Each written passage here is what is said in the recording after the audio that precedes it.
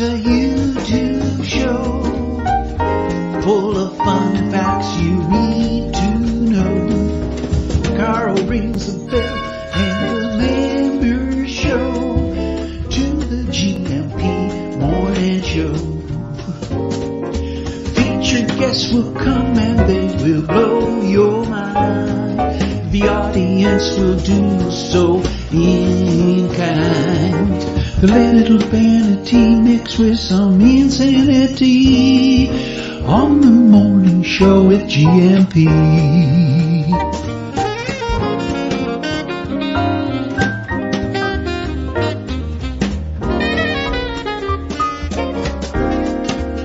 Hey, you gumpers. Hey, you gumpers indeed. Munson here with the Good Morning Portugal live stream show and podcast from expatsportugal.com. How are you this morning? Let's turn that up a little bit there. How's everyone doing? Let's see who's in the chat. And we've got a guru among us this morning. That's always useful, isn't it? In times of stress and challenge, turn to your guru. And Ian's in. Got a nice new slide for you. Darth Vader's Scales of Just Is. Because that's what weighing scales are, right? It just is. It's a fact right there, as long as they're calibrated correctly. But Deagle's in, and we've got a lovely God Squad tip of the day from Coach Turner. T-Duck's in as well. Victoria, oh, nice and early, Victoria. Self-help sing. Hashtag free Kashmir is in, the guru this morning. James, the banana slug, not my smaller lettuce-eating cousin. If you're new to the Good Morning Portugal show, you must be thinking, what?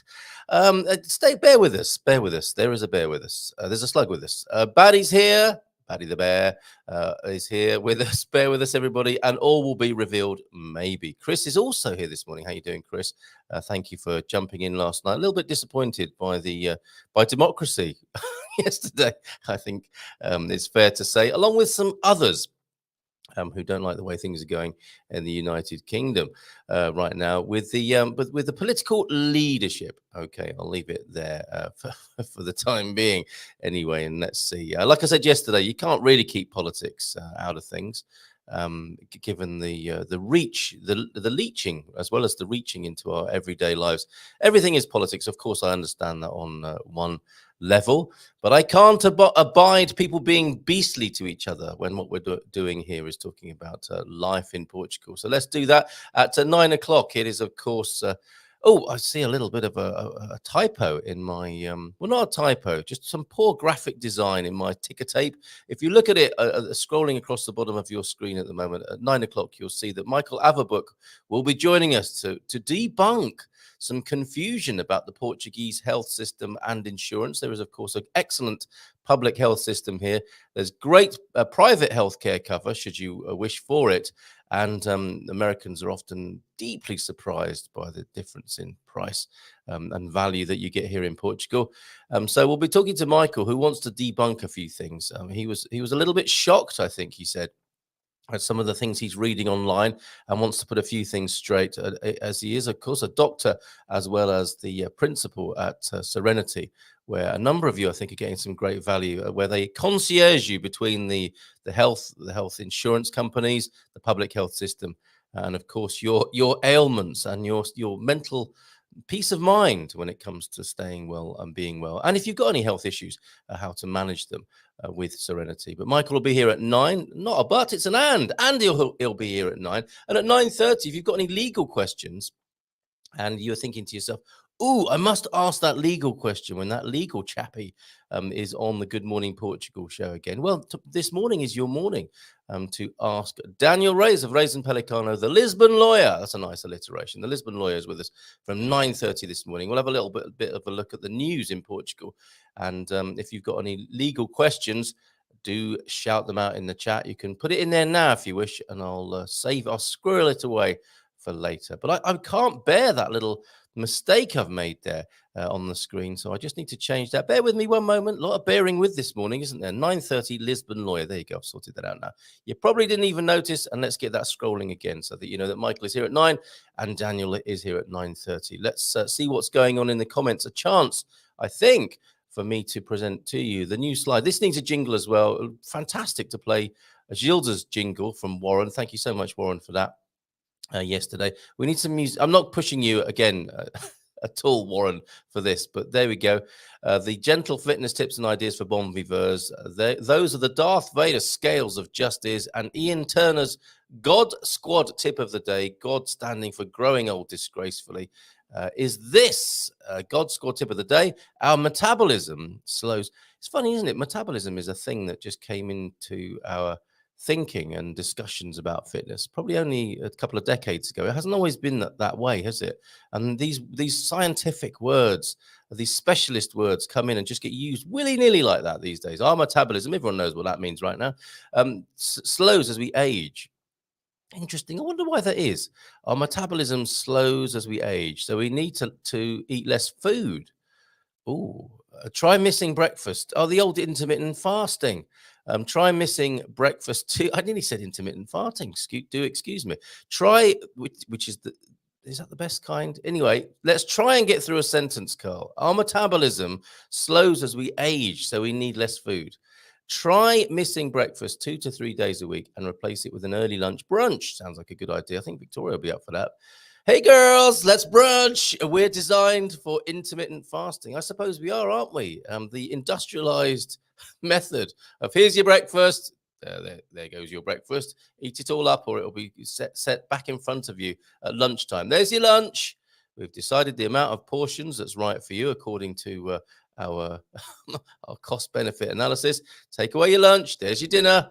The industrial age. What did it do to us? And of course, no, as natural creatures, we would have taken our chances, and we would have been naturally intermittent fasters, wouldn't we? There you go. Gentle fitness tip idea for the day from the scales. I wonder if he thinks of these now. Does Ian Turner think of us each time he mounts his scales? Each time he mounts Darth Vader's face there. Deagle, I think I can take that off the screen now, can't I? A bit of music we need for that. Maybe a little bit of the and if you're using your weighing scales, does that theme come into your mind as you approach your scales? With the accompanying. What are you doing in the bathroom? Just weighing myself while humming the Star Wars tune to myself. Well, hurry up. Bon dia, Carl and Gumpers. First night shift back was off 17 nights. How was that for you, Deagle? Working nights. Shout out and love to everyone who has to work nights, of course. 17 nights off. We know where you were. Last hour, a drag. Forgive me for coughing there. That was a coincidence. Last hour of drag, I can imagine being there on nights, and that last hour, you just want to be finished and in bed, clock watching off for not to bed, but for a relaxing swim. And when Deagle says relaxing swim, it's probably 1,000 lengths of the pool. Nice one, Deagle. Hope you ease back into your routine nicely. And look forward to seeing you back in Portugal. How many sleeps to go, mate? Bom dia, alegria, Gumpers from the T-Duck. Portuguese sayings, ferver pouca água to boil in a little. I need a little bit of boiled water myself right now. Earl Grey this morning, actually, seeing as you didn't ask. Ferver pouca água, to boil in a little water, to lose your temper. Meter o rabo entre as pernas, legs, of course. Anyone who's shopped for meat will know that. To put your butt between your legs. Where else does it live? Meter o rabo. Well, there's some good Portuguese vocabulary for us. Rabo, bottom, posterior, butt, as Thunderduck puts it, to put your butt between your legs. To get scared. Well, that's interesting, isn't it? I wouldn't have, I didn't know that. And I don't know of an equivalent. I don't think. Tail between your legs, possibly. Yeah, a tail between your legs, I guess, gets close to that. Thank you for these, T-Duck. They continue, don't they? Kimar pestanas, burning the eyelashes. That's a good one, isn't it? Deagle, have you been burning your eyelashes again with the Portuguese language? Fantastic. Some anonymous quotes this morning as well. That awkward moment when you're not sure if you actually have free time or just forgot something. We've all been there, have we not? That is, and that I think that's another product of the industrial age, isn't it? Busy, busy, busy. Come on, chop, chop, chop, chop. This is America. Time is money. Moment of peace. Or is it? Have I forgotten that I'm meant to be doing something? Isn't that terrible, what we've done to ourselves? Thank you for that, T-Duck. You call them swear words. I call them sentence enhancers. That'll be Lee McGrady, I suspect, who was my guest last night, talking about preparation. And a great talk with Lee last night on the politically enhanced podcast. That is my question to you: is this, which we have every Monday evening. If you want to get passionate about politics or anything that's bothering you, but also want to get to the bottom of it, to the rubble of the issue, join us at 10 o'clock on a Monday evening. So sentence enhancers. We'll go wash your mouth out with soap. Anyone here actually had their mouth washed out with soap? I wonder. Or maybe it's just a bad memory you don't want. Forget that. I'm not even going to take you there. Too late. Quantum particles are the dreams that stuff is made of. Ooh, that's the sort of thing that the old guru might say. Namaste, Serenity seekers. I expect, possibly, Prof, a little bit of legal action here. Have you borrowed an identity here? I'm Self-Help Singh, international motivational speaker, life coach, and best. Unless it's actually him. It's actually him in our midst, the best-selling author of Do Nothing. An excellent video. You might want to put the link to that in the comment there, Self-Help Sing. We'd be very glad to see that, but not until after the show. Bon dia, kids. Beach was absolutely gorgeous yesterday with blazing sunshine and crystal clear waters. Had a lovely swim. Lucky you. So into the water. And while we're down there, we do have a Portimao meetup date. Jack has organized, is bringing together the people, the community, Expats Portugal community, and others, all welcome, of course. The first Portimao meetup, I am delighted to announce, will be on Thursday, the 16th of June. Isn't that great? So if you want a tour of meetups, you can come to the Silver Coast on Wednesday and then head to the Algarve on a Thursday. I'm not sure how often this will be as yet, but it will be at No Solo Italia, very Portuguese, on the Praça Manuel Teixeira Gomes in Portimao, and that will be 12 till 1, an hour meetup there. Hope you can join us. I think I need to cut and paste that into the chat if Jack hasn't already done that this morning. So thank you so much, Jack. And a few of our friends from down there in the Algarve will be up for doing that, I am sure. Fantastic news there. So a second meetup for the Expats Portugal community. But of course, all welcome, as I said earlier. So let me just put that, make sure that's in the chat. Yes, there you go. And the number for that, actually, I can put. Actually, what I'll do is with WhatsApp, it's very clever. The software's got better and better, but I suppose when you have so many resources at your disposal, Meta, you can develop things and get ahead of everybody else. That seems to be what they do, right? Copying the link now and sticking it into the chat. Portimao meetup, and the link for doing so, for joining that group on WhatsApp, is going into the chat right now. Just click on that and you'll be taken to the WhatsApp group. So excellent news. Thursday, the 16th of June, and less than 10 days away. Can't be bad. And hello to all who are thinking of going to that. Namaste, Serenity seekers. Cheers, Jack. I am Self-Help Sing International. Oh, we've done that one, haven't we? And the guru apparently is helping the FBI with their inquiries following the hacking of his account. Oh, my word. Be more careful. Two-step ID security blah thing. Why don't you? So he asked me to step in. Let's see what Self-Help Sing's grasp of Portuguese history is like. I'm really good at doing nothing. Is that an anonymous quote or just something you wish to share this morning, T-Duck? Bon dia, Gumpers, from James as well. Feliz terça a todos this morning. James, how you doing? Great to see you on the screen yesterday with your thoughts from the Redwoods. And your Will Rogers quote of the day: do the best you can and don't take life too serious. That's very American, isn't it? I think, it's given that we've had the Jubilee recently, I might add a Queen's English correction to that, to our friends in the former colony of the United States of America, now known as, do the best you can and don't take life too seriously, I think you'll find.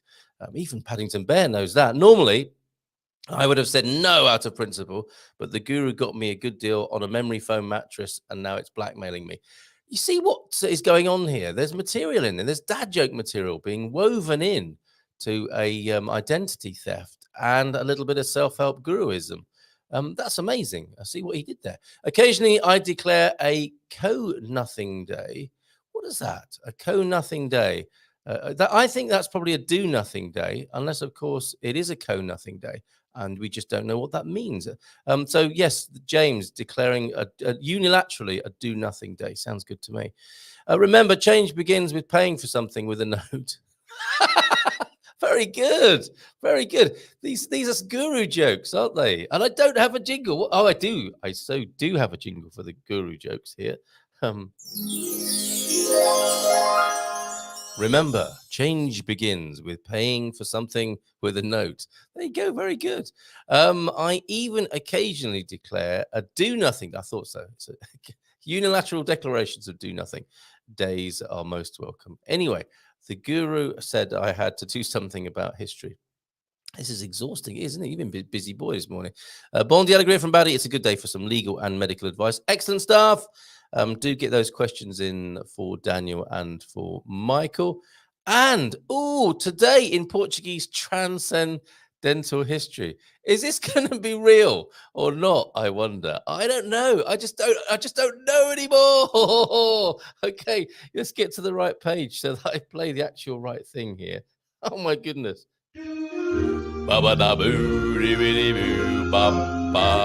Please be upstanding.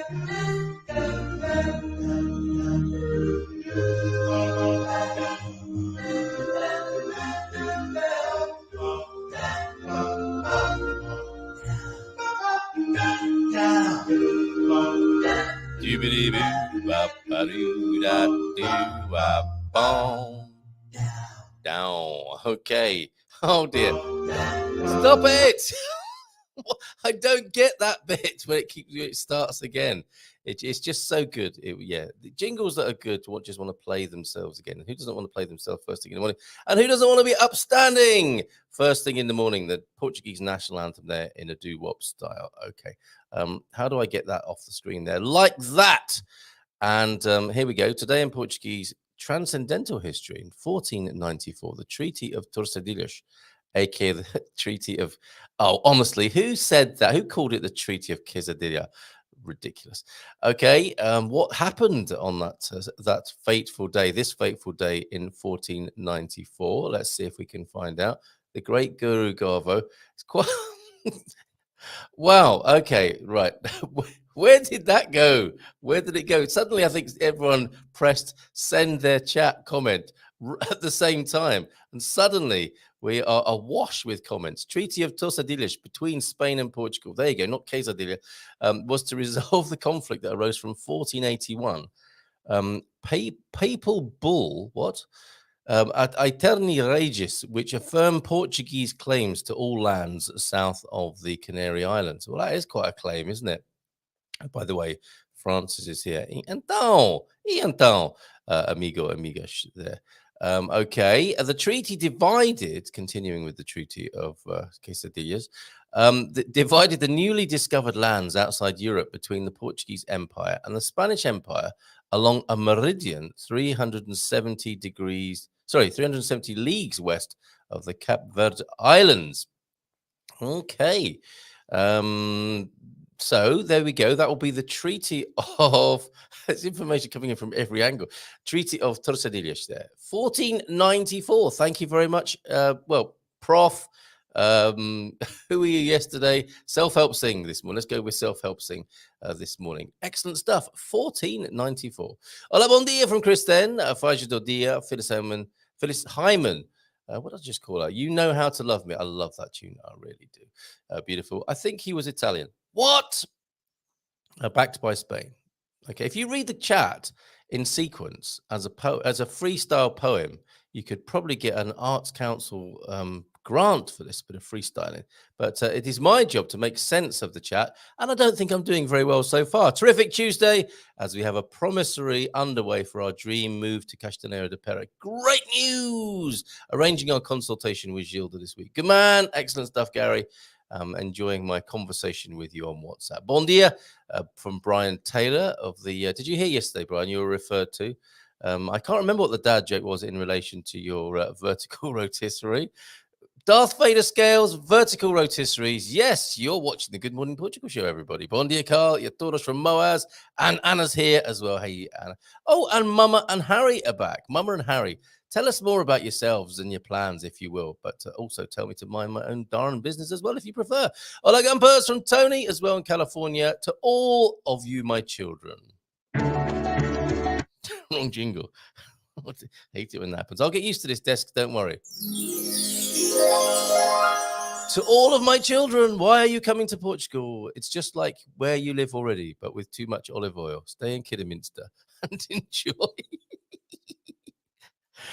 Pete, good morning to you. What's this? So was that the treaty of no spice or sauce in Portuguese food? Please tell Guru. Tell me why such amazing ingredients can deliver such Spartan flavor. Questions to the Guru then. You've set yourself up with a task here, self-help thing. There are a lot of seekers in this audience. There are many confused people and seekers who need your spiritual clarity. So okay, Kidderminster had it in the neck this morning. Yeah, only a few miles across the border in Spain. Sauces and spices are prevalent. Okay, he's already being connected to tantric sex is the Guru. It's not always, isn't it terrible? Isn't stereotyping a terrible thing? Bon dia alegria from Mark. Mark, are you wondering what you've just walked into? You haven't been here for a while. You come back and this happens. Yes, this whole 6 meals a day thing is way too much for me. As much as I want to embrace Portuguese culture, 6 meals. What is that then? Does that include the coffee and brandy at the beginning? Then a breakfast, then a brunch, then a lunch, then a mid-afternoon snack, then a dinner, and then maybe a little bit of supper before going to bed. I simply cannot manage that much food in a day. Man up! I think I'm able to use, or should I say, slug up when you're eating, like your relative, the hungry caterpillar, who I see. Is this another one of those Daily Mail stories? That the hungry caterpillar, a story that many of us would have been read to our children, is in the firing line for, I think, maybe stoking images of obesity or something like that. I think I did see that. And I didn't take much notice except to share it with you with a little tongue in cheek there. I've been on 2 meals a day and snacks for years. I think you're a grazer, quite frankly, slug. Oh, heavenly being, Pete, we must not talk of the misalignment in the chakra that lies across the border. Self-help sing. You're not on fire you're on spiritual fire this morning, aren't you? You're like a candle, you're like a contemplative candle flame, embodied and personified. Jim White is here and I suspect enjoying this spiritual talk this morning. All hail the center of spiritual enlightenment and lose oneself in the paisley patterned mystical carpet of kindred karma Kidderminster. Wow. I really wasn't expecting. I mean, nobody could have been expecting this morning, could they? On the show, I did hear mention of Garvo, and he just disappeared. So we'll come back to that. We'll try and find Garvo, who was also on the call last night with his voice of reason, the man of reason persona, living up to and living into that last night. If the police, hold on, this is one for Daniel later. If the police are waiting for the legal system to issue a warrant to trace a payment. Oh, this is good. This is good. Thank you, Baddy. We'll put that to Daniel later on. Only 128 sleeps to go for only 128 sleeps to go. 128 lengths or a 2-mile swim. Bed for 11:30 as back tonight on nights. Oh, Dingle, you are a trooper.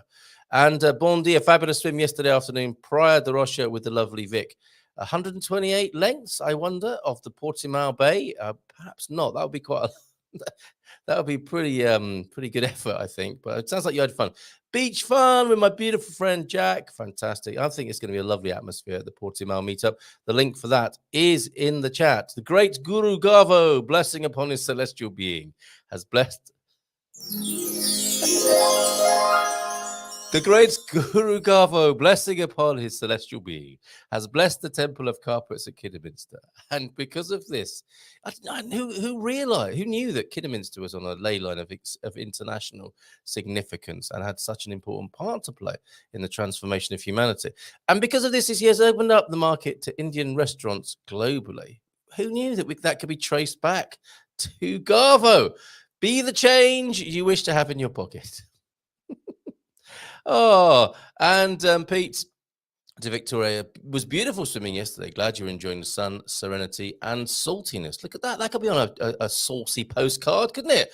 We forgot the sauciness there, Pete. Sun, serenity, saltiness, and sauciness in the Algarve of the Portugal. Bon dia from Sarah. Please think encouraging thoughts for us this afternoon. The whole family has a Portuguese final exam this afternoon. Vamos passar o nosso exame. Well, boa sorte to you. Good luck with that. Força! With your examination this afternoon. So let us know how it goes in the morning, please. Good on you. And Guru, A note is like a seed. Plant it by sending it to the guru in his in his spiritual home, Kidderminster, and it will flourish like the tussled pattern of the inspired carpets. You guys are good. Did you know those who stand up in the US are upstanding in GB? No, I did not know that, and I don't think I really know what you mean. I learned that watching Netflix. Oh, I learned that Netflix. I learned that watching Netflix British courtroom scenes. Yes, I'm sure they were highly accurate. So stand up and be upstanding. Okay, yes, that must have been a little bit weird the first time you hear that. Please be upstanding. What? Yes. What? Okay. Oh, I see. Stand up. Why do Brits have to do that sort of thing? Random selection on the comments often loses the setup and the punchlines. It becomes even more surreal. Is that possible that this could be any more surreal? Snap! Just beautiful here, says Pete, imagining you emerging from the ocean in your slightly salty costume, the Bo Derek of GMP. Look at that.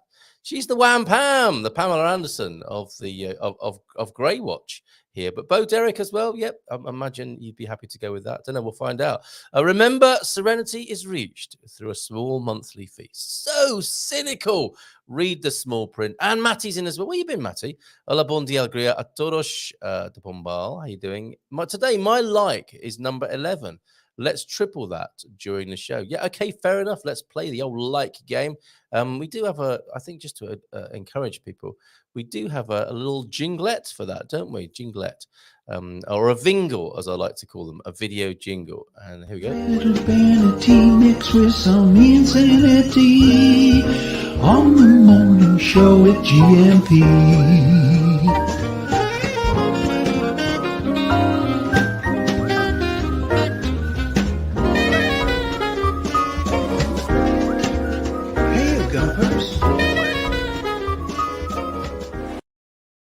Hit, smash, or fondle. The choice is yours. Chris encouraging you there to hit that like button this morning. Thank you, Matty, for that reminder. Guru Slug told me he and Self-Help Sing used to hang out together from time to time. I can believe that, can't you? Over there in the Bay Area. And Gemini Bradshaw is in this morning. Good morning, everyone. How you doing? And dearest Shining Light Carl, I too have trouble with English. Again, I see what you did there. Ravel's Bolero playing. Happy with your Bo Derek reference there.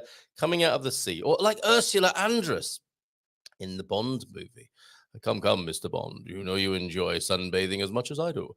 Okay, a little bit of a headline here on Consumer Tuesday, looking at the headlines in the local papers or the national papers in the English language. Let's have a look at those. Let's start with the Portugal resident. We'll come back to some of these, possibly with Daniel later. And of course, peppered with legal inquiries from you. And also from 9. Well, in a couple of minutes, Michael Averbukh will be on with us from Serenity. Just a very quick look then at the Portugal resident headlines. And let's bring them onto the screen now, including a pop-up advertisement living in the Algarve there. A wellness resort. That's interesting, isn't it? Is there more of this sort of thing going on? It's not just a gated community. It's a gated community with medical and health concerns at heart. Maybe we'll ask Michael about that as well, if that's a growing trend here in Portugal. Seth holds out for last-minute reprieve. We need to have a quick look at this, I think, don't we, Seth? Any Seth developments are we await with bated breath here. Seth holds out for last-minute reprieve. Border agency asks Interior Minister to intercede with PM over extinction. Have you ever uttered that word in real life? Please intercede. The Union of Inspectors of Portugal's Immigration and Borders Service, SEF, is holding out for an 11th hour reprieve from extinction.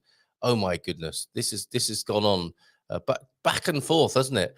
You know that phrase that naval man taught me. There's order, there's counter order, then after that is disorder. And I think we've reached that with this particular situation, have we not? During the opening session of the union's annual congress today. Okay, so they've taken their union meeting to ask for this change or reprieve from extinction.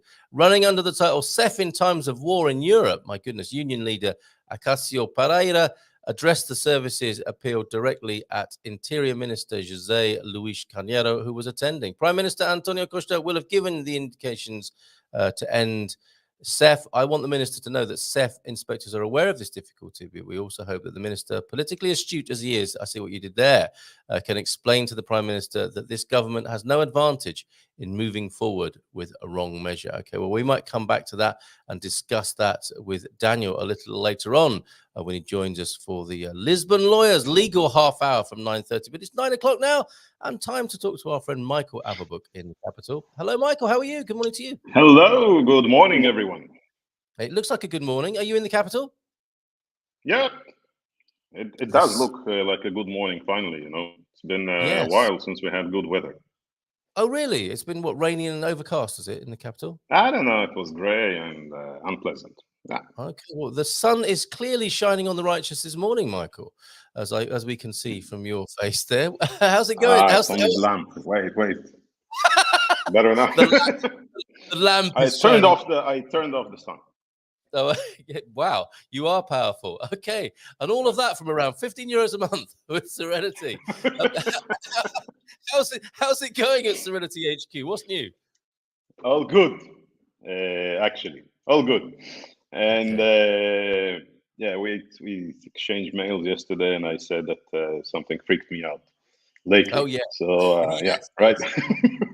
Michael, what are you doing looking at social media? I think part of it is social media, right? And rumors and misinformation flying around about the health system and medical insurance and this, that, and the other here in Portugal. It's dangerous to go to those places, isn't it? but right that you would want to sort it out right here and right now. I don't want to sort it out. I just want to draw people's attention. Okay. It freaked me out because look, it's a much longer than half an hour discussion about the impact of social media on our lives, right? Yes. And you surely don't want to take it here. But when it comes to real misinformation, disinformation, something that is not well based, and specifically in healthcare, it really, at least with me, it freaks me out a bit. Because when you provide an information that limited to your own experience, etc., it's okay. It's okay to share things. It's okay to complain over social media.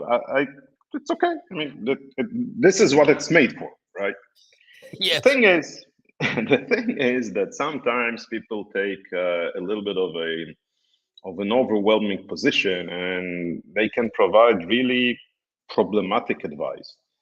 And only in very, very few platforms there is kind of a filter that really takes care of the genuinity of information. I don't know if this is even something that I can say. The information is checked, verified, vouch, whatever. And many times you just see there things that, at least again, I told you, it drove me crazy. Like if you advise to somebody to take a medical act based on your own experience or the experience of your neighbor that you interpreted by yourself, and then you already provide advice, this is outrageous. You're right. It's a it always reminds me when we were students many years ago, when I was a student in a medical school. We had a saying about medical procedures that if you want to do something new within medical procedures, so one procedure you see, one procedure you do, and the next one you already teach.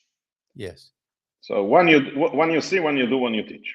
The thing is that with medical advice and whereabouts of healthcare, one you see with your neighbor, one you think you do, and then you immediately become an expert, and you provide you immediately provide advice. And those advice can really advices can really cause harm. Yeah. And I'll give you some examples that are literally from the last 2-3 weeks, maybe. Mm-hmm. I mean, you were asked, what am I doing on social media? You're bored, so you're going through Facebook. And you go through many pages and groups of expats, because it's in a way, it's interesting. You need to understand what people are asking.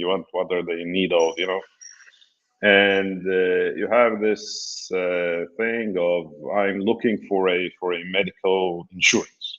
And this is one of the examples. I have many. Okay, and people are just spitting around. Sorry, I have a plan of this. I have a plan of that. I have a plan. The plan of I don't know if I'm even allowed to say it. The plan of a certain hospital network of hospitals in a country is the best one. Great, it's the best one for you. But is it an insurance? Is it a solution? Is it people are accustomed already know that, as an example, medical insurance in Portugal is cheap. So nothing would be surprising. A cheap medical insurance for 10 euros per month looks okay because everybody said it was cheap, right? So I'm buying this.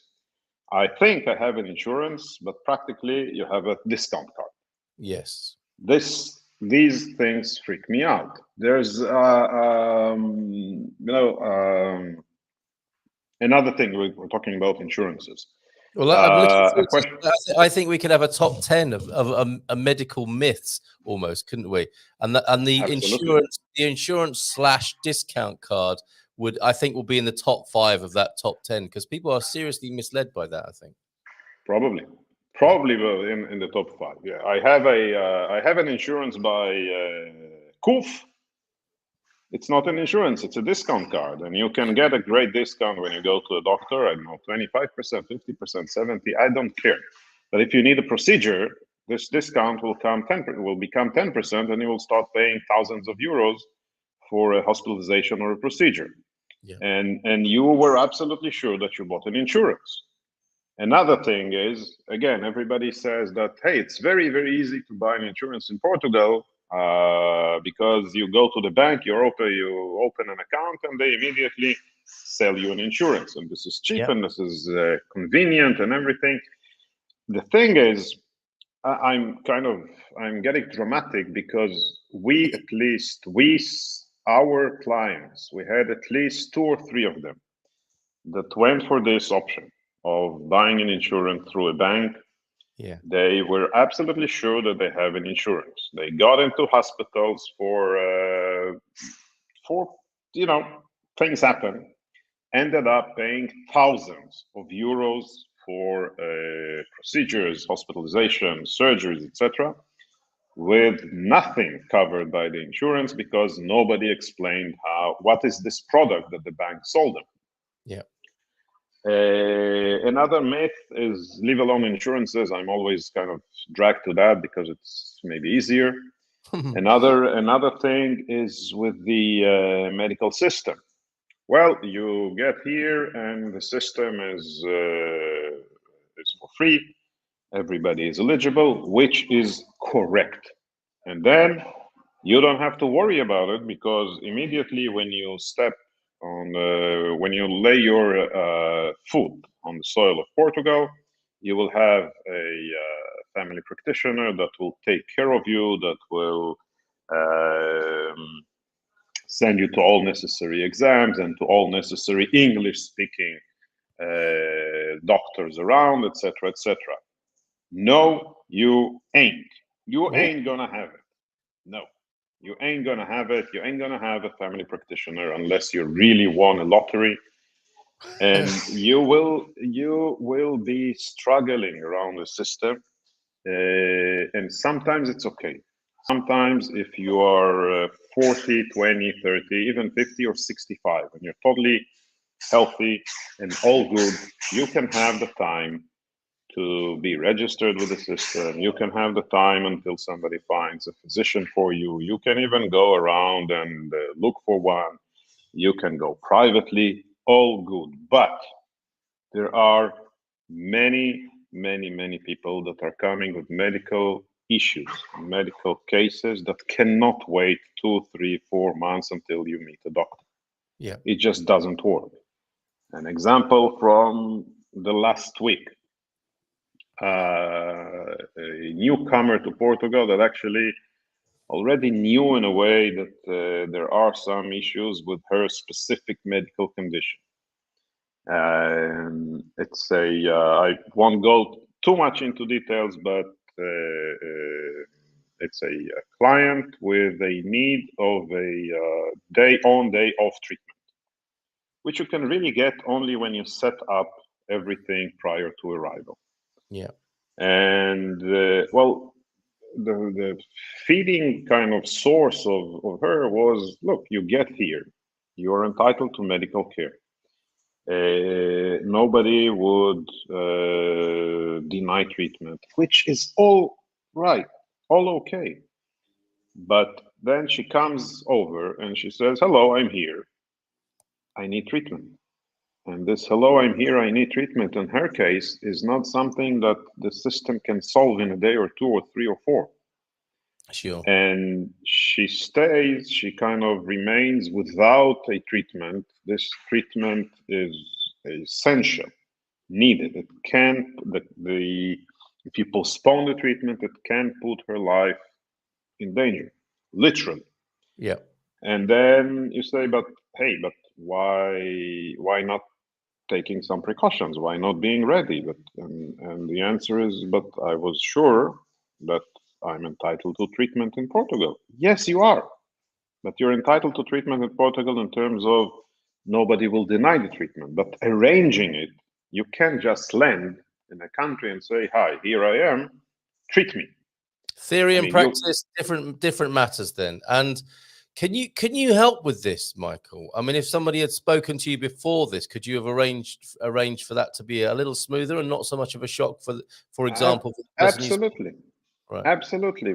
What we are trying to say here is only like, look for the right information from the right source. Yeah. Talk to somebody who has done it. Like if you want to look for information on social media, it's okay. But be critical or criticizing, sorry, in the answers that you're receiving.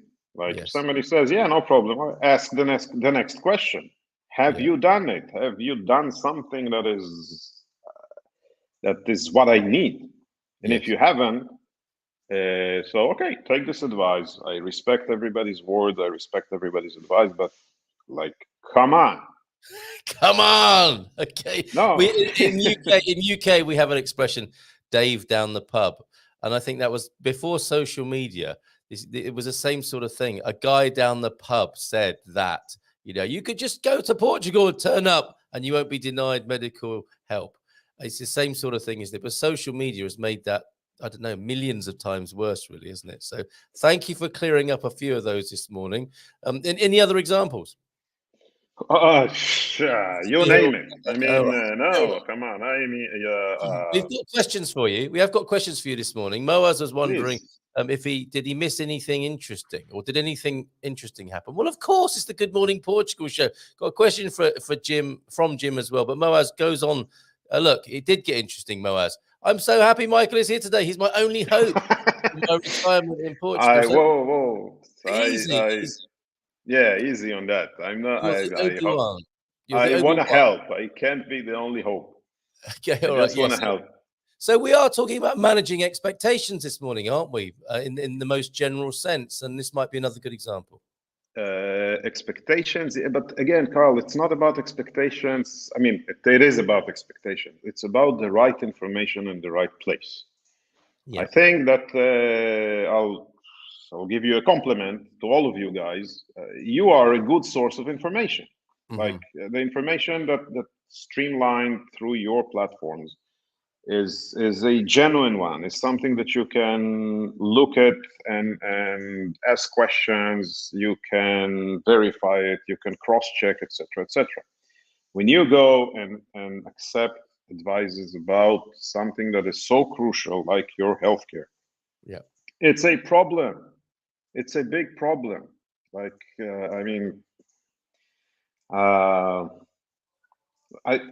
you asked about examples. I have an example of a gentleman that we spoke to a couple of days ago. He actually has been here for quite a while. He's registered with the national healthcare system. He has as well a pretty good medical insurance. He had a dreadful event a couple of years ago that limited his ability to have a normal life, literally speaking. And he's struggling for the last 3.5 years with his condition that really limits his life in a very substantial way. Uh-huh. And we speak to this person and we ask, but sir, you have a medical insurance, and why didn't you use it? Because you could have done better for your own life, for your own benefit. And this gentleman says two things. He says, well, somebody told me that this kind of events are treated only in the public system, so I was a prisoner of the system in a way.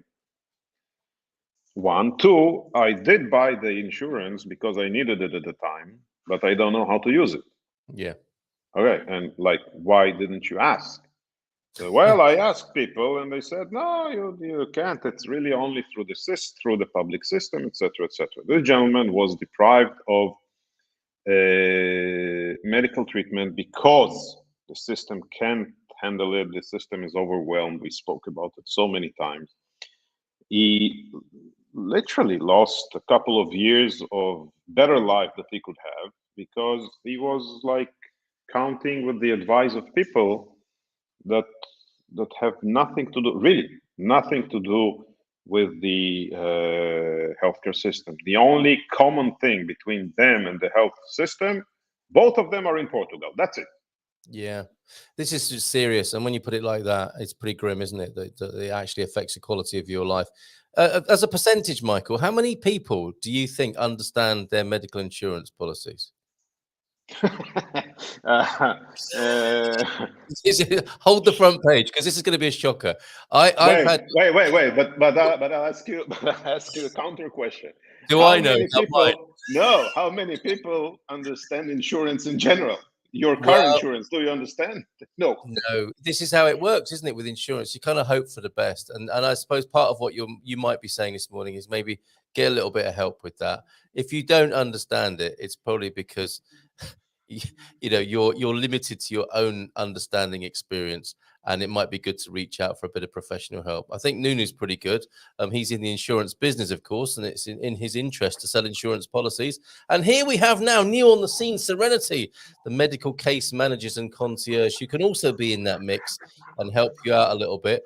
Because I suppose the great thing for you is you're able to say, well, in our experience, these other people use this policy or that policy, and it was very useful to them in this instance. That's the sort of intelligence we're looking for, isn't it?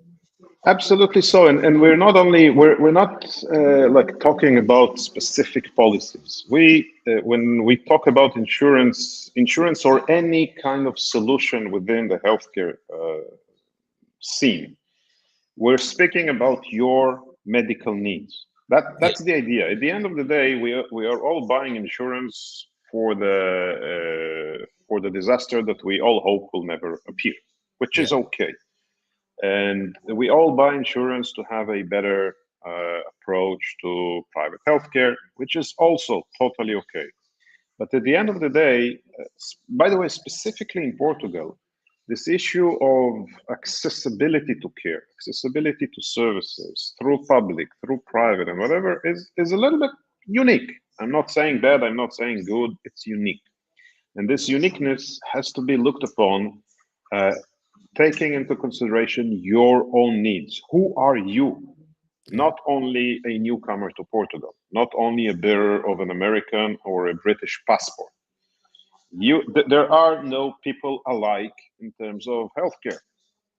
Everybody has its own issues, problems, medical conditions, expectations, or in a way, even risks. So, yeah, you should talk in terms of insurance to an insurance professional, but as well, actually, they're not supposed to even get into your medical file and medical situations. You can share it, of course, with your broker. Yeah. And they understand quite a lot and no problem with that. But there are things that are literally solved by medical professionals. And another example, if we have the time, There are many newcomers to Portugal that, for certain reasons, their medical treatment can be provided only in the public system. I mentioned that as a negative thing a couple of minutes ago, but there is a positive thing about it as well. Certain medication, certain treatments are provided in Portugal only by the national healthcare system. Mm-hmm. The good news about it is that they are provided totally for free. Thousands, literally thousands or dozens or even hundreds of thousands of euros per year can be saved because those treatments are given by the Portuguese government for free, and yet only in the public system. Now, if you depend on those treatments and you come over and you just land here and say, hey, here I am, treat me, you aren't gonna get it. Yeah. And what we do, for example, we analyze it pre-coming in a way, and we prepare the ground for this. We help the patient to be registered with the system prior to coming. We help the patient finding the future treating physician prior to his coming. So immediately after landing in the airport, almost, he can go and see this doctor that already knows him, knows that this Mr. X or Madam Y are coming with a certain medical condition, and they need to be treated on an immediate basis. That can change lives, specifically when coming into a new country. Absolutely, and that is why I think Moaz has expressed you in such high terms here of being the only hope. Keep talking with Michael Moaz on that. Part of this process, I think a couple of things I want to check with you. A question that's come in from Jim this morning in Porto. Do you know a way to expedite getting our SNS number? This is crucial and it's part of the process you described, Michael, isn't it? All forms filed 2 months ago. Thank you. Can you help with that sort of situation?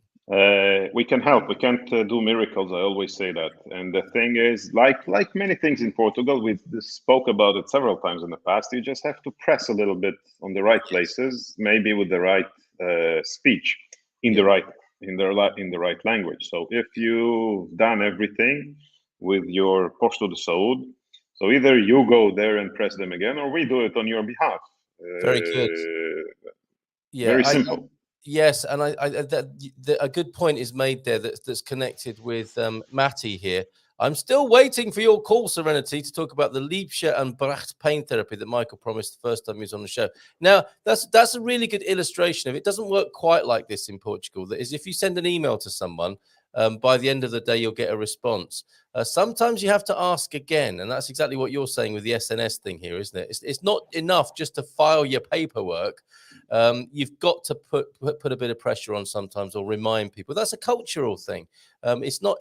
If you come from a country where you assume your email will be replied to, otherwise it's a gross act of disrespect. That's not the same here. People prefer doing things face to face and are not averse to it drifting a little bit and needing a reminder. People won't be upset to be reminded, I don't think, so much here in Portugal. And Serenity, your team are all over it for Matty anyway. Michael, allow us to share your concern with Michael, and I imagine Matty, they will get back to you. Team Serenity. But please do me a favor. If we miss something, hey, we're not saints. We're sometimes we do forget. So please remind us. Yep, he can't do miracles, and he's not a saint. Just to clear that up this morning, and that's fair enough. Michael, another question from Moaz. Can I get a letter from a doctor that I have a disability in order to avoid lines and long waits at SEF? It's not a real disability, but I can't sit for a long time. I think by real, you possibly mean an obvious, visible disability, but Moaz can't sit for a long time and can't stand. Now, in Portugal, it's the law that you can avoid lines if you're disabled. And it's a very beautiful situation, actually, when you see this in action. My mother was sat outside a pharmacy. You helped us with the prescription, actually, Serenity. Great job with that, I have to say. We went to get the pharmaceuticals. My mother was sat outside on the window ledge, And somebody came past and gave us a look of great concern. What is that elderly lady doing sat on the window? He walked into the shop and shouted at the guy behind the counter to get her a chair. Not only did she get sat inside, but she got pushed to the front of the queue. Now, Moaz, what would be help would be to learn the Portuguese, where you're able to say that for yourself. You know, I have a disability. Please, can you help me? And people in Portugal will. But I suspect the answer to that, Michael, is yes. You can provide a letter or some sort of. Yeah, but there's it's much more than a letter. There's a specific process that we can initiate. Right. Sometimes it really depends on the disability. Sometimes it really needs to go through the process to a what they call a junta medica, medical. How do you say junta in English?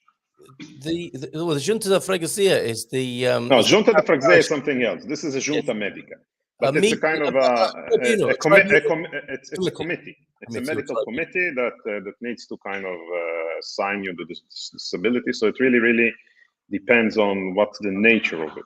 Just a medical letter would not sometimes would not be sufficient, but we can look into that. Yeah. And learn Portuguese. I learn how to say that in Portuguese, that you need help, Moaz. Ajuda-me, I think would do in the first instance. Does the private health insurance required for residency via the D7 visa cover pre-existing conditions, specifically a heart attack? Thank you for your question this morning, Craig Halliday. So let me just refer to another small thing here of misconceptions, by the way. Medical insurance, what you demanded to have at your SEF appointment, not for the application of the visa, what you demanded to have at your SEF appointment is a permanent solution for your healthcare. Can be through a comprehensive medical insurance or through full registration with the SNS. This is just to clarify. But pre-existing conditions in Portugal are actually an Achilles tendon. There are only practically 2 insurance companies that would even look at you with pre-existing. Sorry, I will rephrase it. All insurance companies would look at you as a potential client, regardless pre-existing conditions. The vast majority of insurance companies would exclude pre-existing conditions from your coverage. And there are practically only 2 insurance companies that would look into the possibility of covering or actually paying for any claim with regards to pre-existing conditions. Both of the companies have their own special terms, conditions with regards to that. But again, this is why we exist. This is why Nuno exists. We will be more than happy to explain how it all works and runs. And then Craig, in this case, would choose how he would like to tackle this issue. Very good. Okay, Jack, I will put Serenity's details into the comments. We have just a couple more minutes to go until we welcome Daniel Reis from Reis and Pellicano, our Lisbon lawyer this morning, but a couple of minutes more with Michael. And typically, Michael, just as we're about to finish, all the questions start coming in. Thank you for your feedback, Matty. People might like to look in the comments for Matty's experience of using his Centro de Saúde in Pombal yesterday. I think possibly getting his SNS number. And we have a question from Baddy about the P sign. Is this for parking? If someone has a P sign from their country of origin, can they qualify for such a card here or use their sign from their country? I'm not sure what that is. Is that a disability card she's talking about there? Oh, yeah, it is for disability parking. It is, yeah. There is a different thing here. Yeah. I don't remember. We actually treated this for one of our clients, and I can't remember all steps needed for it. Maybe a call. But you really need it localized. You cannot use previous signs. Okay, Michael, you are my only hope because I can't move to Portugal without the health services you offer. My back issues and limited mobility are the only challenges I have. A continuing conversation there to manage expectations. Boss, don't worry, we will be at your side. Okay, is eczema covered? I imagine eczema is covered. My daughter and I suffer from it. Controllable with creams, which, by the way, I found work better than the NHS creams we get in the UK. Part of my reason to move. That's not going to be a problem, is it, managing eczema over here in Portugal? No, probably not. Probably not specifically if it's treated with topical preparations, but Yep. you know that as another example, almost everything that will come up will have an example in real life. We have a client with a skin condition that really demands a systemic treatment, a very expensive systemic treatment. She came in. She wasn't registered with the SNS, hence she would have had to buy it privately. The cost of it is like 800 euros per injection. This is 800 euros per month. And she had to stop treatment because she couldn't afford 800 euros on one hand. And she had to stop the treatment because she didn't have the registration, etc., etc. It took a little bit of a while, and on and so on and so forth. So here you are with just a skin condition. You know, you can say, it's just a skin condition. No, it's just a skin condition with a specific treatment that has a specific process in order to get it in Portugal. Okay, so I think for the question of eczema, specifically if it's topically treated, not a big issue. Yep. Okay. Would you agree with this, that aguardente is in the morning is the greatest Portuguese medicine? Ha ha. Okay, we think he's joking, but we're not ruling it out. Okay, fantastic. And a lovely comment just to finish off with. Hola, bon dia from Aviva from New Mexico. I'm truly grateful for this community. Great information. It's a pleasure, Aviva, the desert dweller. Not enough time to ask you about monkeypox, but we shouldn't worry too much, should we, Michael? Cases at 153. There are many more people with coronary and cancer problems that we should be dealing with in the thousands. Okay, so just keep the sensible rules. Wash your hands, safe distances, etc. The usual things that any civilized society would do, but not to get ourselves insane with worry about monkeypox. Not yet. I mean, there's a lot of. Okay. A lot of other things to be worried with, but again, you know, it's news. Yeah. So yeah. All right. Be careful. What you said is quite right, Dr. Carl. Oh, promoted this morning. Fantastic. Right. Okay, I'm gonna see if I get a legal degree in a minute from Daniel. So I've been made a doctor by you. Maybe I could. My mum will be so proud if I leave at 10 o'clock this morning as a doctor and a lawyer. She will be so made up with that. Michael, thank you very much for explaining those myths this morning. Thank you so very much. Next month we might see you at a meetup and say hello to the Team Serenity doing a fantastic job. And the link to Serenity here on the screen now for those who wanted it. No free aguardente upon signing up. That might have to be a Christmas offer. All the best, Michael. Thank you very much. Thank you. Good morning. Bye for now. There he goes. Michael, in Lisbon at Team Serenity HQ. And I can change the banner on the screen now. You see that Michael Averbukh live from Serenity, live from Lisbon. We go to the Lisbon lawyer now, Daniel Reis at Reis and Pellicano. How are you? Hello, good morning. I'm quite all right. What about yourself? Pretty good. We're having a bit of fun this morning. I don't know if you heard that. I was. The aguardente part, it's lovely. Yes. It's something that, that's it. The Vitor Costa comment. It's something that you see in small places, in rural places in Portugal. People get up, men, of course, and at 8:30 in the morning, they'll have a sip of aguardente to get their strength back to the Vitor, to the day. So it's I would say it's a medicine, but not one that I would recommend. Indeed. Although I'm not a medical doctor. I am apparently now.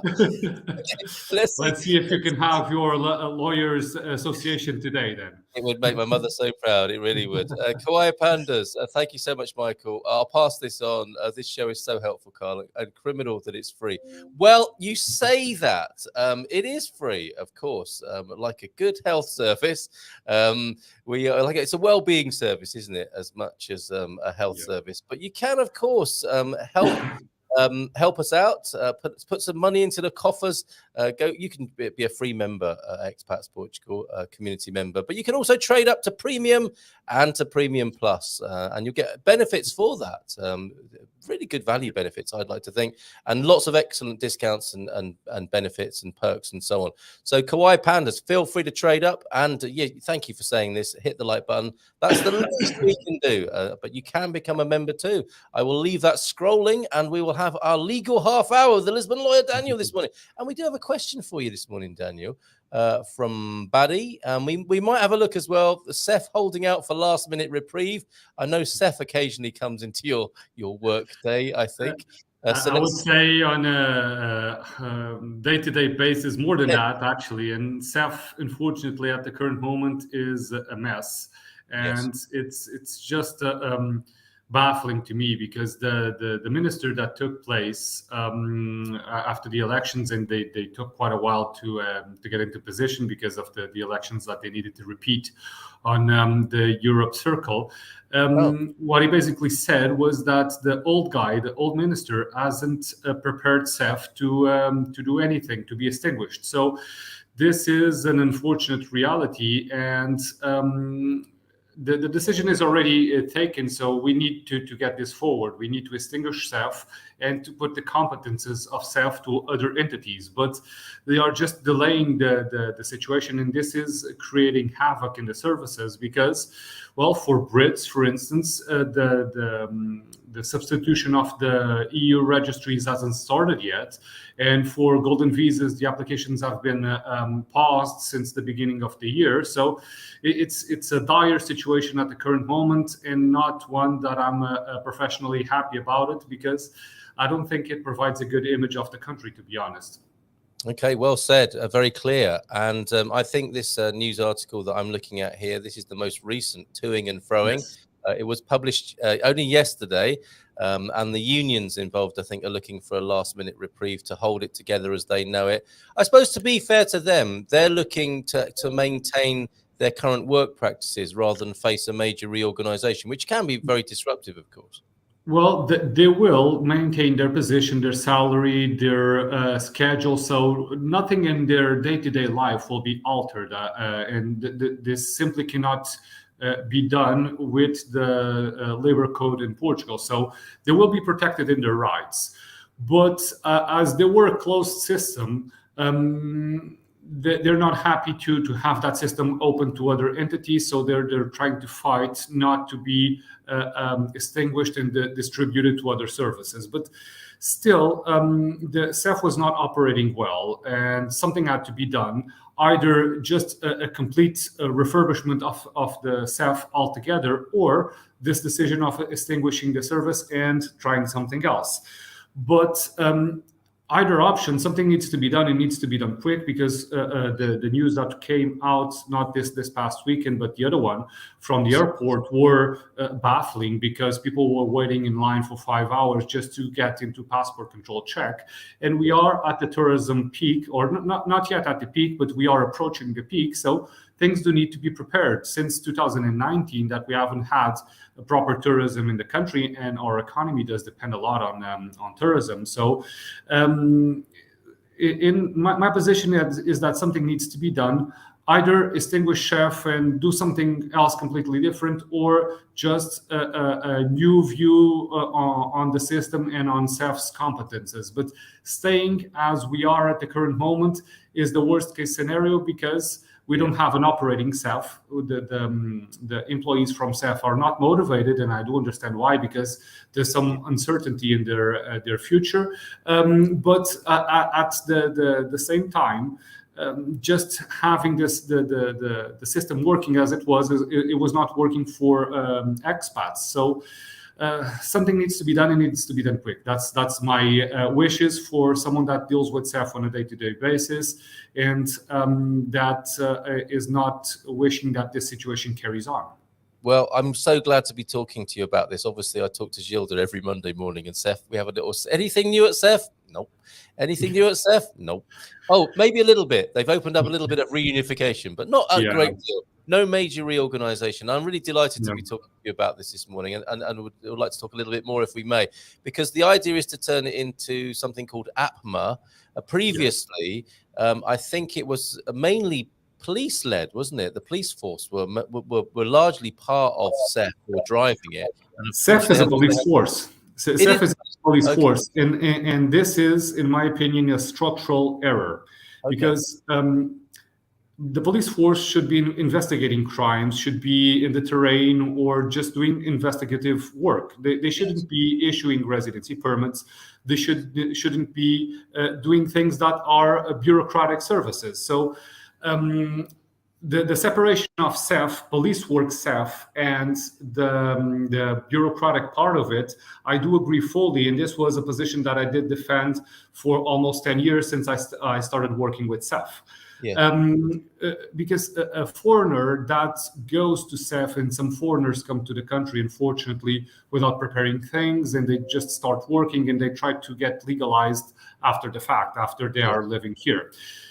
So especially these people, they're afraid to go to SEF because, as they know, it's a police force, and there's some unknown over there. You don't know what will happen. Of course, if you get a lawyer and if you are accompanied by someone that knows the inner works of SEF, everything will go fine. But there's some uncertainty behind it. And I do think that a foreigner that is working here, that is contributing to our economy, shouldn't be afraid to go into a public service. Yes. Of course, if he has committed a crime and if the police is questioning him about that crime, of course, I don't say that he should be afraid of the police, but there's some respect that should be deserved to the police. And mixing the two things up, issuing residency permits and police work, it shouldn't be in the same entity, because they have a conflict of interest within the same entity. So the entity that fiscalizes foreigners is the one that issues residency permits. This doesn't work by itself. So the separation that SEF will have, I do agree fully with it. And the police work will be attributed to PSP, the normal police that we have here. And some of the land borders that we have with Spain, they may be controlled by GNR, the other police force that we have. So the inspectors will eventually be incorporated in those law forces. The people that are working the bureaucratic stuff, they will probably be integrated in this entity that you just mentioned, and they will be the ones responsible to do the residency permits. In this, in my view, it makes more sense than having the two things combined. Okay, and of course the SEF. As it was, we're in that tragic situation where somebody was killed in custody, and that was one of the catalysts, wasn't it, for change for the. It was. It shouldn't be, but it was actually, because the old ministry that was in power, it was not a liked ministry, to be honest. And he had that public case of that guy dying in the airport under custody. And the other thing in the highway, that once he was driving, he ran over someone, or his driver ran over someone in the highway and killed a guy. So it was not a liked minister, and he should have prepared the briefcase or the folder of SEF being extinguished to the new ministry. Once the guy took power, the new ministry took power, he said, well, nothing is prepared. And they are from the same political family. So it's not just some political backlash or bashing. They are from the same party, and the same force that won the elections was the guys that were in power before it. So if someone is making a public assertion like this, it's a strong one, because he's going against a colleague that is from the same party.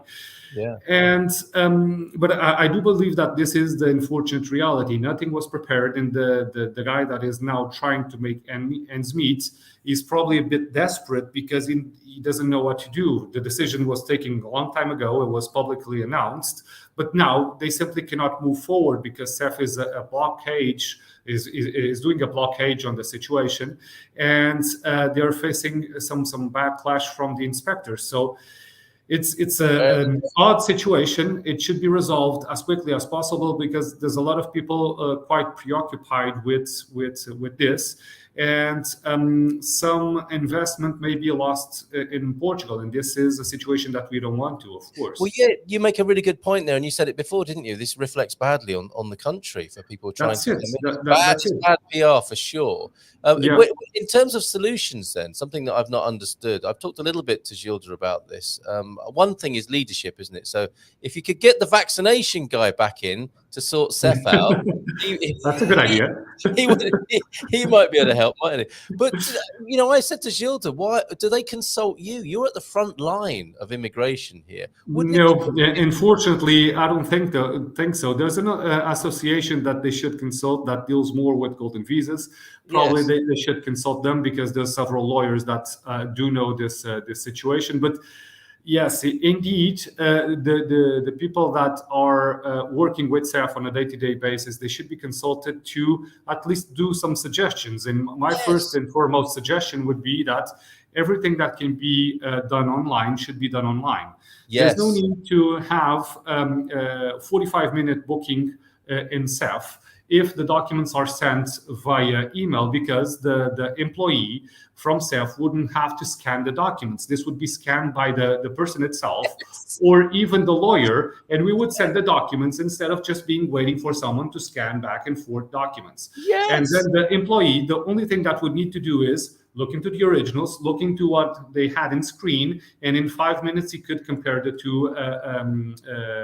two documents. So if this is a thing that is not difficult to implement, this is just having the complete full informatic system, it doesn't seem too difficult to implement. And in some situations, this is already happening for renewals of residency permit, not the golden visa ones, but the D7s, for instance, at the current moment, they're doing it online. If the portal is working at the current moment, from what I know, it's not working.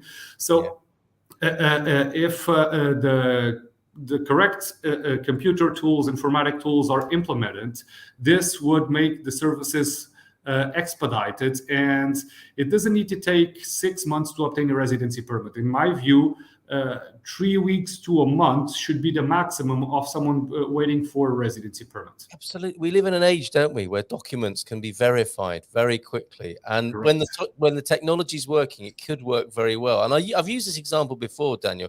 Years ago, I got a divorce, and it was the comically named quickiedivorce.com. But they were way ahead of their time. Here's the first document you need. You need to apply to the court. When you've done that, scan the document, send it to us. Rubber stamp, good. The next stage is this. Rubber stamp, good. Okay, you're nearly there. You need this final document. Here is your court hearing, and it's done. And this was a long time ago. This is, I don't know, maybe 20 years ago, I think. Yeah. You'd think now that the technology would be able to do exactly what you're saying, that you don't need to set up appointments, that there is a massive queue for anyway. It's not as if you can just get your appointment, your 45 minutes. You might get your appointment. Your wife might have to go to the Algarve while you're going up to Braga for that 45-minute appointment. We have situations like that. I was handling a situation of a client that was doing something else, not residency permit, but he was doing the process with Gilda, and he had that specific situation. He was doing the residency permit. They were both doing on the same day. One was doing in Castelo Branco, I think, and the other one was in Lisbon or Coimbra, something like this. So they needed to go to separate points of the country, about 300 kilometers away from each other. And this doesn't make any sense at all. And that would be the other thing that I would consider. Doing the main order and the family regrouping all at once, because it's a family. It should be treated as a family on a joint block, instead of the first applicant does his residency permit, and then you need a new booking to do the family regrouping. Everyone should have hello, John Gibson. Everyone should have the same application submitted at the same time. And that would save indeed time, because SEF would look into the application as a family. But it's not how things are done. And the unfortunate reality is that each SEF applies rules slightly different way. And unless you go to all SEFs and the people and the employees over there, it's something that it doesn't make sense at all, because the law is the same. They are applying the same law, but in some SEFs they say, well, we do it this way. It's our way of doing things, and it's baffling. Well, this is a sentiment that really needs to be challenged, isn't it? We've always done it this way. That is not. Those are not the words of a progressive or forward-thinking society, I think. So great suggestions there. Thank you for that. Joao F saying even a bad decision is better than no decision at all. As always, the worst thing that can happen in situations like the one concerning CEF or its extinction is to make no decision, the do nothing option. We've talked about that earlier on in the show. Sometimes it's good, sometimes it's awful. In my opinion, if a police force like CEF makes a huge mistake, the solution is not to disband the whole organization, but rather to prevent that same kind of mistake by reorganizing it. Well said there, thank you. That's right, says Antonio. Disbandment should only take place if those situations are recurrent, like what happened with the Brigada yes. there. And I don't know what that is. In Portugal, people trust more in the police than in politicians. Well, politicians have a very bad reputation, so that's not a fair comparison. Wow. And biometric machines at the local city offices, that would help. That would speed things up as well, wouldn't it? Nice suggestion. It's all doable. That's the plan for the UK expats, is to have the municipalities with machines to have the biometric data collected instead of just bundling everyone in the main headquarters of CEF or the CEF spread out all over the country. But that hasn't happened yet. So it's just a plan. But if they are able to implement this for UK expats, I do think that as the machinery will be there for the remaining new applicants, it should be used for everyone else.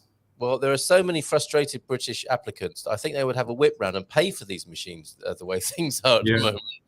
Or the British Embassy can pay. The Queen's Jubilee, there might be a little and we can have Her Majesty help us over here in Portugal. What a great conversation this morning and some practical ideas. We're not just moaning. We've got the ideas there. So let's hope we see some change with that. Thank you so much for that, Daniel. Let's go to the earlier legal question then that came in. If you've got any others, and this is what happens, we've got 10 minutes to go and all the questions will start coming in. But on this particular issue, if the police are waiting for the legal system to issue a warrant to trace a payment for months, does that mean that maybe there is something missing in pushing things through the system, like a lawyer making inquiries of progress to the courts or something? Baddy, does that make sense to you? Can you go with what the information? Actually, I think I didn't understand the question, because usually police will not check if payments are done. I think some money went missing online, I think is the background of this case. So that's a different situation. It's a crime then. If it's a question of a crime, well, my perception out of this, we delivered a complaint from a client about almost a year ago, and we were called to talk with the police at the end of this month. So it takes time, especially when you're addressing crimes that are connected with computer systems.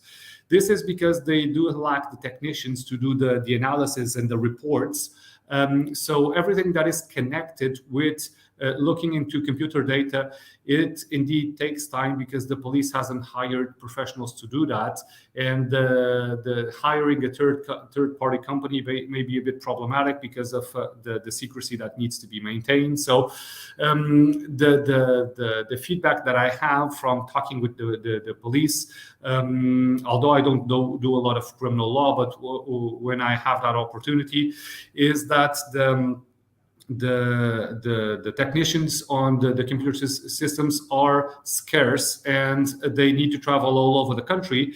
And this creates a situation that they have a big backlog in terms of assessing computer systems. So it does make sense. And hiring a lawyer to push things around may be sensible if the process has completely died down, but they do look into the processes usually on a chronological order. So I do think that once a crime was committed, it's always good to have a lawyer to accompany you into the legal bureaucratic system, especially because if you don't do the indemnity request in the correct fashion, you may just have the defendant being convicted out of the crime, but no compensation attributed in some situations. So hiring a lawyer will eventually be a sensible situation. Yes. Okay, there you go, buddy. And of course, if Portuguese isn't your first language, it's going to be a great help to have a Portuguese Even speaking. worse, yeah. It's a very, very practical matter there. So yes, it might help, buddy, to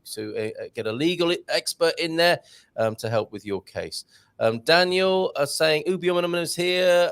Daniel saying, please should be trusted and respected is untrue in the US, which leads on to some great feedback for the police here in Portugal. So a shout out to the police of Portugal. Pulled over in Lisbon for an illegal left turn. No ticket, no fine, just a scolding. And then I got directions for how to get to my hotel. Excellent. Long may it continue. That's really good. That's my general perception of the police. The thing that was mentioned, the Brigada Transit in the 80s and 90s, was indeed a place that they had a lot of corruption and they were receiving money under the table to avoid tickets.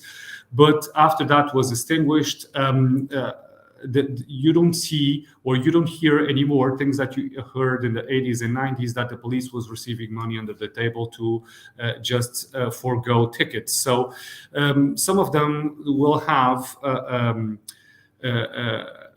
proactive manner in stating, well, you shouldn't do this, please don't repeat this type of behavior, this is not what is desired. And if you do address them in a respectful manner, they usually will not ticket you at the first time. But if the behavior that you're having is just obnoxious, then they'll just pull out the ticket paper and they'll fine you. So fair enough. There's no need to be obnoxious, is there? They're doing their job, and you're being a citizen. And I think a happy balance can be discovered, correct, as Ubi did there. And then not only that, then on the drive to Algarve, no road pirates, none. It was great. I usually drive with Waze on because of the mobile speed traps that they put on highways. So yes. I try to have Waze on to avoid any tickets, and this is the usual approach that I have once I need to go a bit over the speed. Daniel, honestly. Yes, Waze, WAZE, will alert you. That's right? it. That's it. It's a good tool, and you can even see roadblocks and things like that. So once I'm on the road, I usually use Waze because it is a great tool. Okay, Ubi's really happy. In fact, I don't recall seeing any speed traps or predatory Gestapo lying in wait in all my travels. Oh my goodness! And João F and Antonio F not happy with the attitude of that former Minister of Internal Affairs. They are not fans. I think a bit of fan mail for you as well this morning. Colin's in. Hi, Daniel. Philip is very happy with his new villa. Yes. Hello, Colin. Nice to hear about you. we'll take that as some very good feedback on your service. Yes. The feedback is indeed good. My imagination of the police after pulling one over for a traffic violation. I'm sorry to pull you over, but I saw you nearly run over a pedestrian in a crosswalk, so I was obliged to inform you. Yes, that's an interesting little point there. People drive with greater respect for pedestrians, I think, in Portugal. Is that because is it true? And I heard this. It may be like a Dave down the pub kind of story, but if you injure a pedestrian, you have a massive liability towards that person. Yeah. Well, the insurance, and everyone should have insurance. You cannot drive a car without an insurance. Will cover for the expenses unless you are alcoholized or on drugs or something like that. So if you do run over a pedestrian, you'll get in a lot of trouble because you can have criminal charges if you were not driving in the correct fashion. If it was just an accident, well, it's just civil liability and the insurance will cover that, but it is a road of pain. So yes, indeed, do stop for everybody. For everyone. Well, my father was actually run over on a pedestrian walkway, and his back I haven't still recovered. So it's something that happens. Lucky he had you as a son, I suspect, in this instance. Yes. Okay. All right. And last genius idea of the morning before we say goodbye to you. I do enjoy these sessions, Daniel. So everybody, get your legal questions in early. So that we can answer them on the first Tuesday of the month. So we have a health and law Q&A. And how about this, Daniel? The multi-banco biometrics feature. You can do everything else on a multi-banco machine. How about biometrics?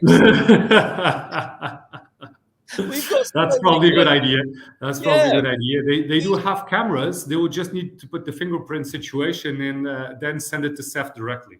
Yes, yeah, absolutely. And more advice here. I know the perfect way to avoid speeding tickets. Don't Well, speed. yes, there is that. There is that, of course. So I excellent. always see a lot of people moaning, oh, they got a speed trap and I got caught and now I have 300-euro tickets to pay. Well, if you speed, you know the consequences. Sometimes I do, unfortunately, when I'm on a rush. I try not to be on a rush so I can drive carefully. But if I get a speed ticket, you know the rules. If you don't respect them, you need to face the consequences. Well, what a brilliant note to end on from our legal man. There are consequences for breaking the law or restrictions there. So thank you very much for that reminder, Daniel. So good to speak to you. I think we've sorted Seth out this morning as well. So let's expect a call from them, from the government later on today, right? Hopefully, yes. And next month, I would love to have brilliant news that we're having an operating staff and with a backlog of 3 weeks. So let's keep our fingers crossed. Fingers crossed, both sorts for that, and maybe a couple of aguadents as well, really, just in case it doesn't happen. Daniel, thanks so much. Love to Lisbon. Thank you. Ciao, ciao, Carl. There he goes, Daniel at Reis and Pellicano. You can find him, as you can, Serenity in our business directory. So thank you very much, T-Duck. Really good show today, very informative. We try and do that every day, of course.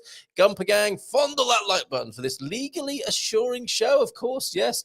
Antonio F, I'm actually hoping to go more green someday so that I'll only be driving a donkey cart and a bicycle. Not allowed on the motorway with those. That's one of my favorite signs in Portugal. You enter the motorway, so no bicycles and no animal pulled carts on the motorway there. Absolutely brilliant road sign. Okay, thank you, Ubi, for your late comments this morning. Yes, an obrigado, amigo. Abrazo from Daniel as well. Lovely to see that. Thanks for popping in this morning, Colin, as well. Kate is here too. And yeah, Rugby Colin, great to see you. Kate is here. Bon dia, Carl y amigos. I've missed a few of these, but let's go back to them now. The great God Vishnu told me that delays at Seth are a first world problem. It's true. And still, right, there's no point things being just inefficient, and this is how we've always done it for the sake of it. Life is also meant to be enjoyed. I'm sure you'd agree with that, self-help sing. Life is meant to be enjoyed, and anything we can do to help each other and ourselves enjoy life would be wonderful, wouldn't it? To reduce the friction in life.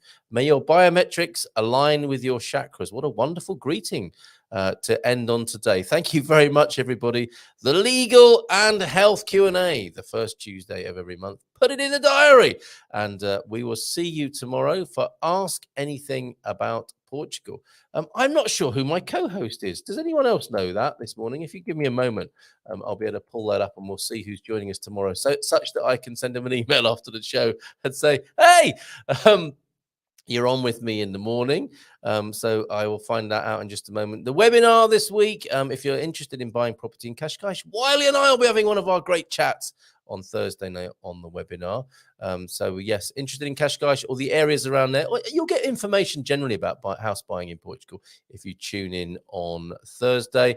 And it's we had Heronius Maximus. It's Dougie tomorrow. Dougie, the correspondent from the Portugal News, and we could talk to Doug. I hope we will, about peak oil.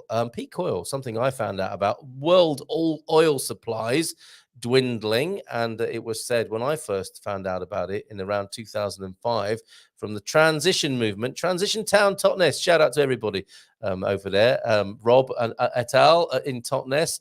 It really shook me.